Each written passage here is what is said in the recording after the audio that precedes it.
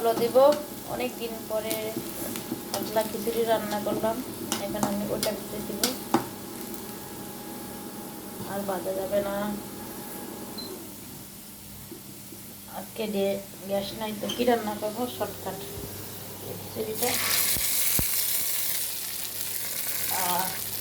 দেখাবো।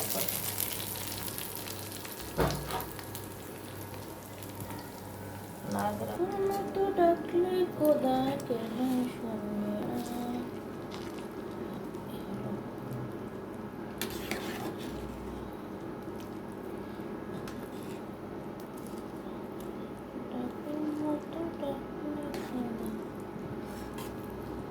এটা ভালো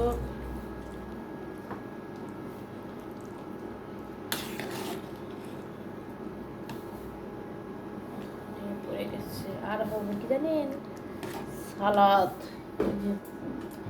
এখন আমি এগুলো সালাদ বানাবো, তারপরে খাবো। আশা করি ভালো লাগবে। এখানে এই যে বিরিফ